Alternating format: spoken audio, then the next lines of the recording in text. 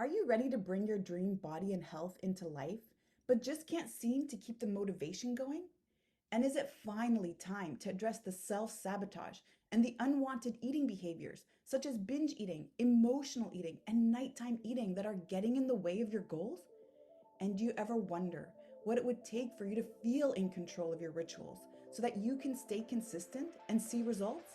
Welcome to this week's special Make Peace with Food Minisode on the Fall in Love with Fitness podcast, where you'll learn how to overcome unwanted eating behavior and other self-sabotaging habits by shifting your nervous system so that your body works with you instead of against you.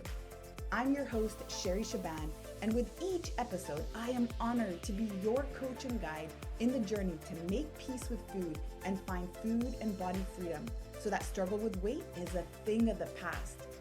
You can tune in every Thursday on the Fall in Love with Fitness podcast to catch the latest conversation on unwanted eating behaviors and learn how to shift the nervous system, rewire the brain to new patterns, and end the food and body obsession once and for all so you can finally feel relaxed and no longer confused around food. In this week's minisode, I teach the importance and the power of language. Every single word and thought that we create and that we have actually creates chemistry in the body. Sounds crazy, doesn't it? Well, the moment I learned this and understood this phenomenon, it was a major game changer. And so after listening in today, I want to hear your thoughts too. What do you think? Are there any aha moments? Do you resonate with this conversation? And are you aware of some of the thoughts and the words that you say to describe yourself and your actions? Now, before we dive in, I want to quickly invite you to grab a free copy of my Food Freedom ebook that I have for you at makepeacewithfood.com. And if you find that this conversation resonates with you and you also want to learn a little bit more, then I want to invite you to join the Make Peace with Food Facebook community at myfoodfreedomlifestyle.com, where you can connect with me and my team directly. And then, of course, I'll always invite you to share this episode with someone who you think needs to hear this the most. Now, all the links to join the groups and to grab the download is in the show notes. And remember, athletes, if ever you need any support or you want to maybe schedule a discovery call to see if your self-sabotaging behavior is actually stemming from the nervous system, then I want to invite you to do that as well. Simply reach out to me, Sherry at sherryshaban.com, and I'll get you on my schedule. All right, athletes, now without further ado, let's get into it. All right, so let me now get into the story because I learned a very valuable lesson today. Maybe you already know this, but this is something that I discovered today. You cannot cook hard-boiled eggs in the microwave, okay? So this is the thing. You cannot cook hard-boiled eggs in the microwave. So I am actually in Detroit right now, and I have a little suite with a little kitchenette, and I don't have an oven, and I do have a little microwave. And in fact, the pans here are, well, they're the type of pans that, let's say, everything sticks on. So when you make eggs, you actually end up with maybe half of your eggs because the rest is stuck on the pan. So I had the great idea this morning after burning several eggs over the week. I decided, you know what? I am going to make some hard-boiled eggs in the microwave. And at first I thought this was genius because I thought that I was on to something. And so I put 4 whole eggs in a small little pot of water in a little plastic container, and I put that in the microwave and I let it go for about 6.5 minutes. Nothing happened, and I assumed that the eggs were not cooked yet. And so I went ahead and thought it was a good idea to add just a little bit more time. And so I added a little bit more time, and then I got back onto my computer and I was starting to record an audio when all of a sudden I heard this huge explosion happen. And then the microwave door completely burst open.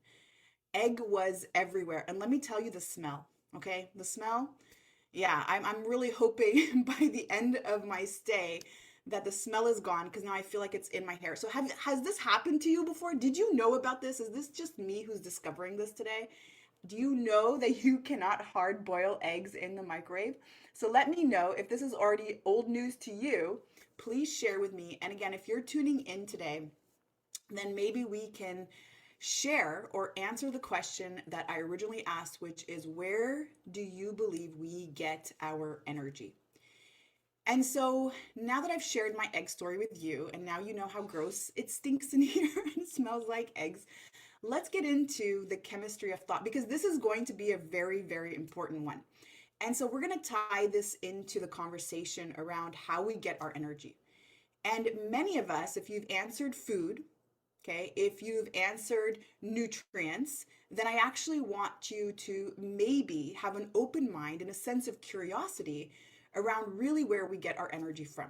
Because if you are experiencing emotional eating or stress eating, or you're feeling super exhausted during those long days where you haven't had a lot of sleep and you're wanting to reward yourself with maybe some snacks in front of the TV at the end of the night, or you want to reward yourself with a pick me up in the middle of the afternoon, something sweet or maybe something savory, you notice that you don't really actually get a lot of energy from it. Or maybe if you do, it is very temporary.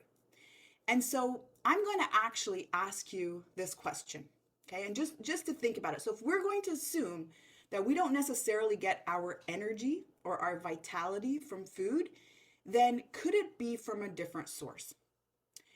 Let's say, for example, you wake up in the morning, it is a gorgeous day outside, the sun is shining, the birds are chirping, it is summer, or maybe it's fall, it's your favorite season outside, and the air smells so crisp and clean. And you know you don't have a lot to do that day. It's very, very stress free that day. You plan to go for a walk, and as you're about to get out of bed, your partner walks into the room, gives you a cup of coffee that's freshly brewed, and then lets you know that breakfast is on its way.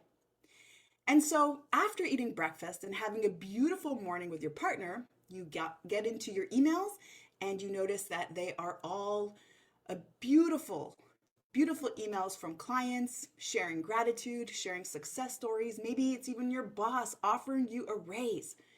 Now, where is your energy at after having this beautiful morning where all of your basic needs are fulfilled and you're getting all these beautiful messages? It is gorgeous outside. The weather is on your side today. How are you feeling? You feel like going for that walk. You feel like committing to any of your self-care rituals because you have so much energy. Now, what would happen, on the contrary, if you woke up that morning and you notice that it's really cold outside, it's been raining. In fact, it's been raining all week. It's gray, it's gloomy, it's muddy outside. It's kind of gross and wet. And as you go down the stairs to get yourself a cup of coffee, you notice that your partner finished all of the coffee and left you nothing. Not even 2 sips of coffee were left for you.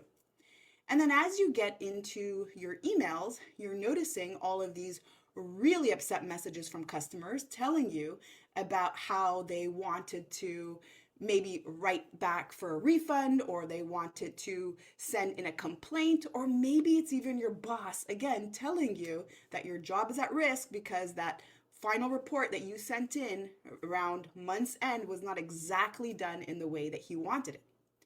Now, how are you feeling?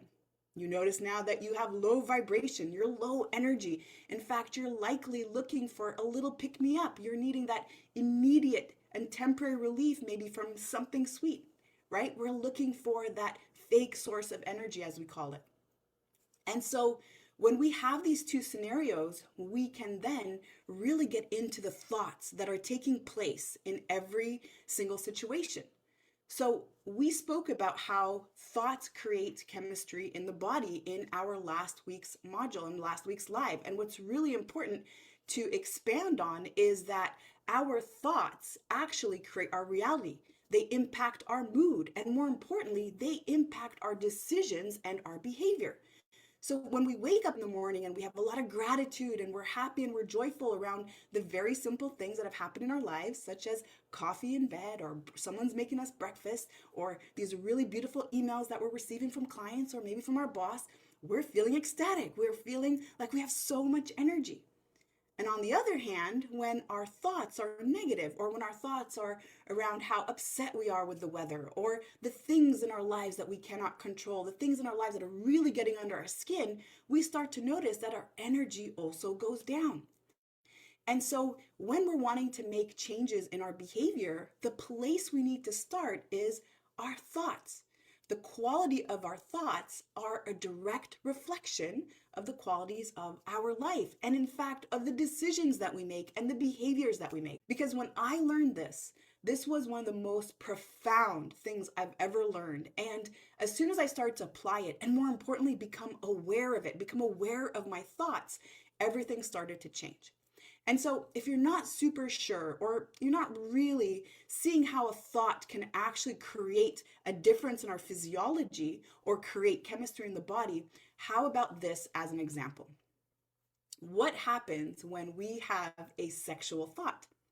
I think we can all agree that when we have a sexual thought that comes up, either because we saw something, we heard something, we felt something, we remembered something, all of a sudden we notice that just because we had that thought, there is an area in our body that suddenly gets excited or suddenly starts to maybe activate. And what happens when we watch a scary movie?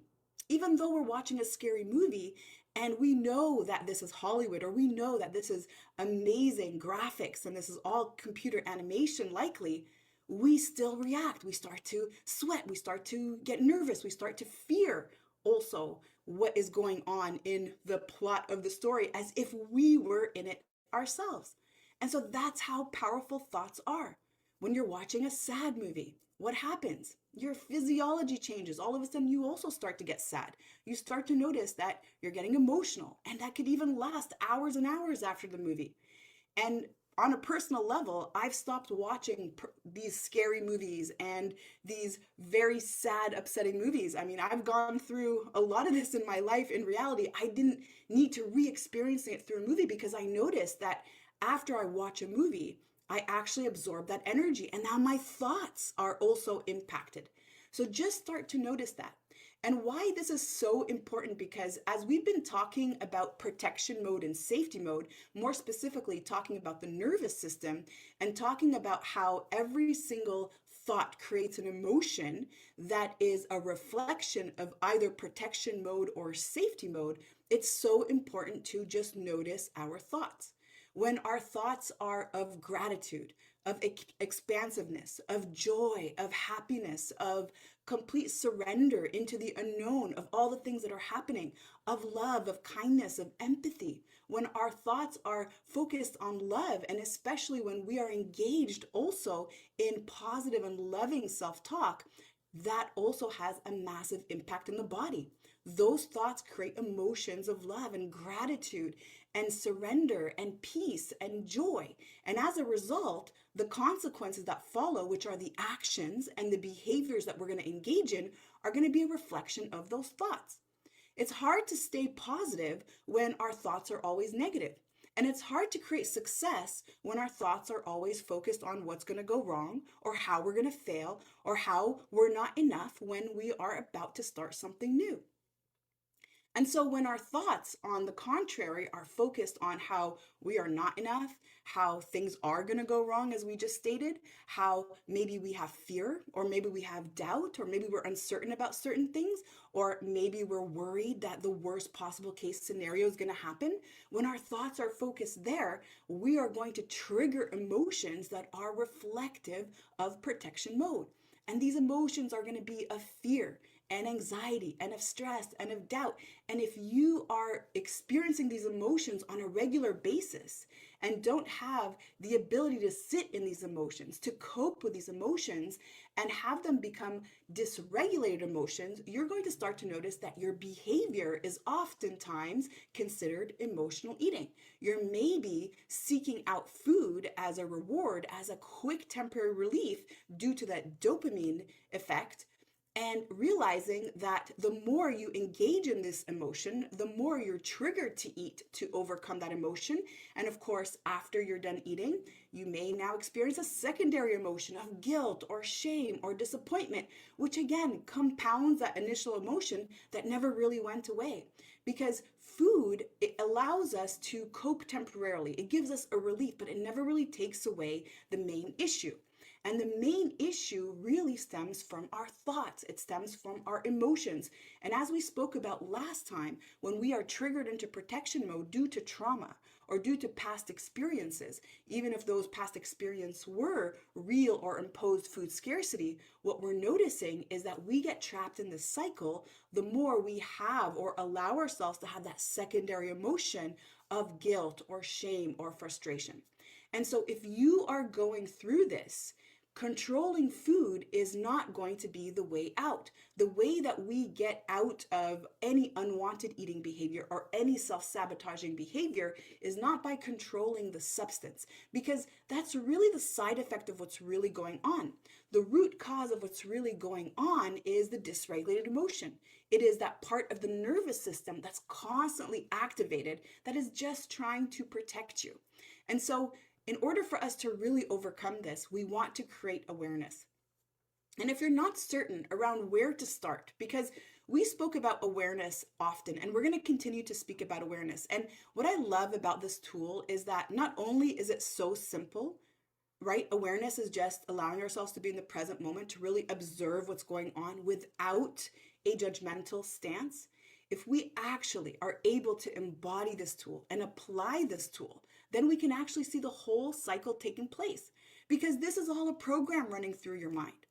Right now, if you are struggling with binge eating, if you are struggling with emotional eating or stress eating or mindless eating or nighttime snacking, what's actually going on is that you're just trapped in the cycle. It is a program that's running in the subconscious mind. And in order for you to interrupt it, you first must create awareness. You first must understand what is going on. Because remember, it's the thoughts that are giving the emotions that are creating the behavior. And the behavior, when we're not satisfied with it, when we are disappointed in ourselves with it, gives rise to more emotions that just pulls us right back into that cycle. So in order for us to interrupt these patterns and reprogram the mind, we have to create awareness.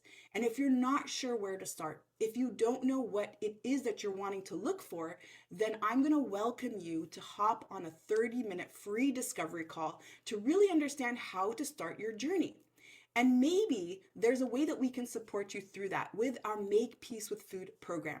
And remember that what we're going to do on this call is not only share with you if this program is a right fit for you, but we're also going to really help you get started. We're going to determine where you are. What is it that you're wanting to accomplish? And if there is a strategy that you've been using over and over and over again that has not been giving you a result, then we are going to point that out, because I want you to ask yourself this. And this is, again, one of the most profound quotes I've ever heard in my life.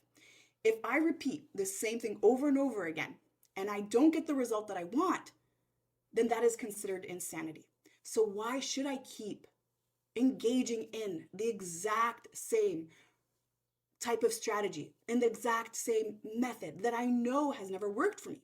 If I've been dieting for 20 years or for 5 years or for the majority of my life, I can't even remember when I started dieting. It always feels like I'm always dieting. I have to ask myself the very simple question: is it actually working? Because I hear that dieting and food restriction and calorie deficit should work and I should be able to release weight, but it's not working. In fact, all I've noticed is that I now have a disordered relationship with food. I am now obsessed with food. I'm obsessed with what to eat, when to eat, how much to eat. And I'm also obsessed with body image. And I'm obsessed with my weight. I'm obsessed with my size. And I'm so nervous and scared to eat because I'm so worried that I'm going to continue to put on weight, or I'm just going to find myself completely confused, not knowing where to start. And so if you're still trapped in that cycle, I just want to offer you this exploration of curiosity. What would happen if I tried something different? Because clearly controlling the food is not working. I've been doing that for so long. I am tired of feeling hungry. I am tired of constantly getting my hopes up and then just seeing them crash down and burn. What can I do differently this time? Could it be that instead of addressing the food and instead of addressing what it is that I want to eat in a rational way, maybe what I have to do is actually address what's behind that, which is the behavior. And more importantly, what's behind the behavior is going to be the nervous system. And if you're noticing that this has been going on for a long time, I guarantee that there is a nervous system involvement here. and that most likely you've been locked into protection mode for a long time. And that's the thing. When we've been locked into protection mode, the body does a beautiful job in adapting. In fact, we don't even know differently. We've just become so accustomed to the level of stress or anxiety or worry or doubt that we're constantly engaged in. It's just become a normal part of our day-to-day life. In fact, we've been almost addicted to these thoughts and addicted to these emotions, even though they don't serve us. Even though we don't like to feel stressed or anxious, we end up being addicted to them, because an addiction is just your body learning something and then being very stubborn to learn something else, even when whatever we're addicted to is not serving us. And that's why it's so hard to break that addiction just with pure willpower. That's how we have to shift the nervous system in order for us to really release these unwanted eating behaviors. And so I want to leave you with this today again, and just walking away from this conversation and maybe just allowing yourself again to be curious around two different thoughts. The first thought is, have I been repeating the same thing over and over again and still not getting the results? And is it time now that I try something different? Can I be brave and curious enough to maybe try a new strategy that may actually work? Something that's completely different, that doesn't even involve food restriction or dieting or focusing on food, but really allows me to reconnect with my body? And then the second thing I want you to consider is, what are the qualities of my thoughts? Where are my thoughts at all times? Am I focusing on positive thoughts? Are my thoughts reflective of a positive mindset or a positive body image or a positive outlook on life? Or do I tend to actually default to worst case scenarios? Am I really harsh and hard on myself most of the time? Is that where my self-talk is usually happening? Do I give myself a daily dose every single morning of negative self-talk while I'm standing in the mirror or after I weigh myself in the morning? I want you just to walk away with just that, because if you can identify your thoughts, you're going to be able to identify whether you are in protection mode or safety mode the majority of the time. Have a beautiful rest of your day, and I will see you next week. Thank you for listening to this week's Make Peace with Food Minisode on the Fall in Love with Fitness podcast. If this has resonated with you today, I want to invite you to subscribe to the show so you never miss a beat. And if you know someone who could benefit from this conversation, then please share this episode with them. Let's work together to help as many people as possible make peace with food and fall in love with fitness. And by the way, I need to mention that if you rate and review this podcast on iTunes and send over the screenshot to Sherry at sherryshaban.com, you'll receive a $500 voucher to join me at one of my upcoming retreats or to use it in our Make Peace with Food coaching program. And don't forget to visit myfoodfreedomlifestyle.com to join the free Facebook group for more resources. And remember, athlete, you are an inspiration. I cannot wait to hear your story.